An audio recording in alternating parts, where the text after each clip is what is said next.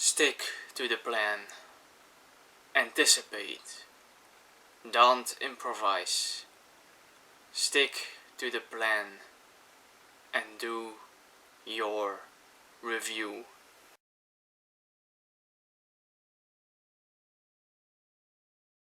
Hello everyone, welcome to my review of The Killer. And this is the latest movie of David Fincher, starring Michael Fassbender as the killer. And this is a movie that I was really excited for this year to see. And this is just because the movie is directed by David Fincher.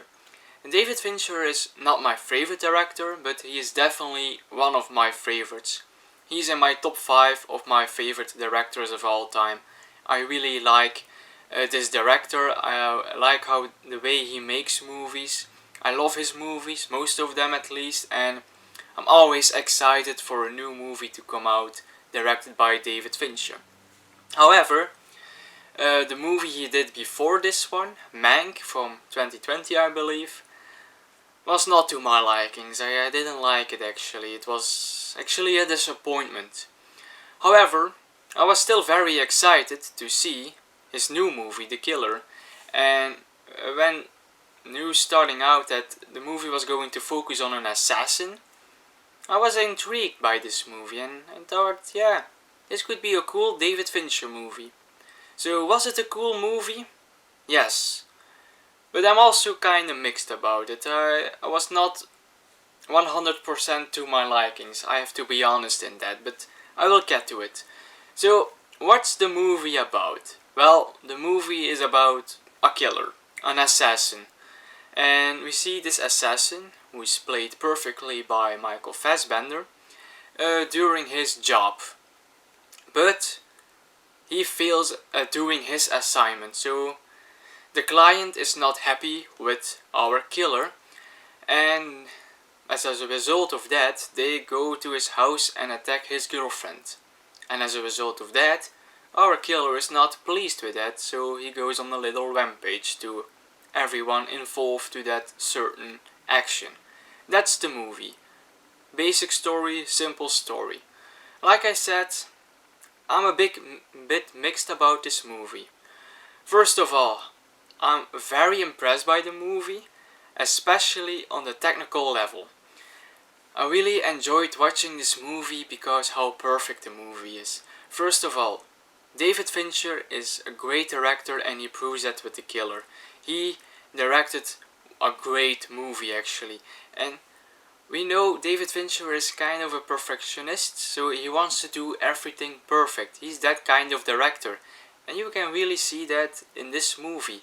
His directing is really great. Michael Fassbender acted fantastically, and also the editing. Usually there is some kind of problem between how you direct certain scenes and how to shot certain scenes and how they edited these scenes that you have directed. And I have to say, when I watched this movie, I have not seen a single mistake in a transition or in a certain shot that was a bit out of place. Usually in movies there is always one instance that you can tell that there was not really a good transition. But in a David Fincher movie, you don't have that. This movie was very fluently to watch. There was not a mistake. Every transition was perfect from the one shot to another shot. There was not a mistake in it, and that was very cool to see. And also the score in this movie by Trent Reznor, a composer that usually works with David Fincher. He was top notch again in this movie. He delivered a great score. And also the songs.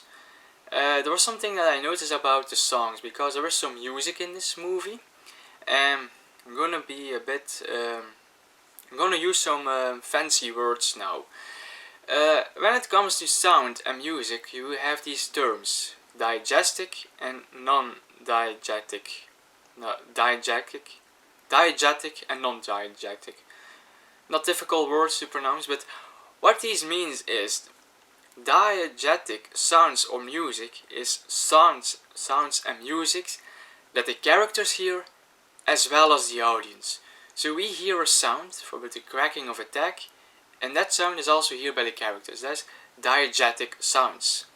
Non-diegetic is when you hear something but the characters don't hear it because the sound or the song is not present in their film world.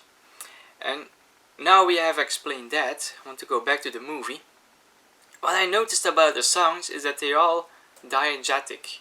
So, the sounds we all hear in this movie are also heard by the characters. And there are some different choices in music in here. Our killer has his own playlist, his typical playlist that identify him. But he also goes to other places and there is other sounds that identify that certain place. For instance, he goes to Florida and there is this more Florida themed music. So that's very interesting in this movie. A nice little technical detail. I don't hope I lose you guys with my technical explanation of certain things, but I really like that.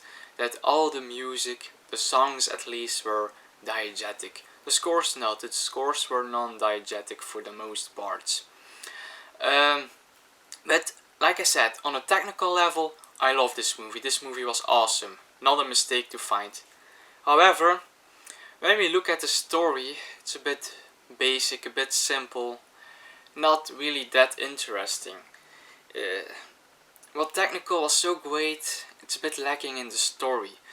Basically, we follow this character, this hitman, during his job and during his rampage, which is actually interesting. He is actually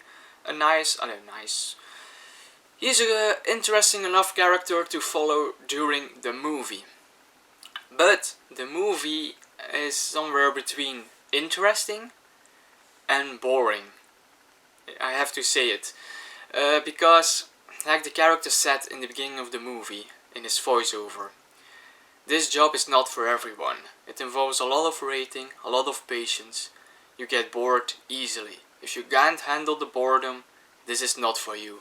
And this is what I kind of feel about the movie. The movie takes his time. You have to be patient for good stuff to happen. Because there's definitely good stuff in this movie, but it's very slow. And at certain moments in the movie, I really thought, come on, move a little bit faster, this is going a bit too slow. Like I said, there are good moments in this movie. The movie is definitely worth your watch, your time. Like, the sequence where our hitman is trying to get in this building, and how he, in a secured building, and how he does that is very interesting and cool to see. And also there was this fight scene in this movie that was very cool fight scene, very impressive. So there is cool stuff in the movie, but sometimes you have to wait a long time to get to it. And also there's a voiceover, a bit of the same problem. The things that our hitman thinks on, some are interesting, some are not really that interesting. So I'm a bit mixed in the story department.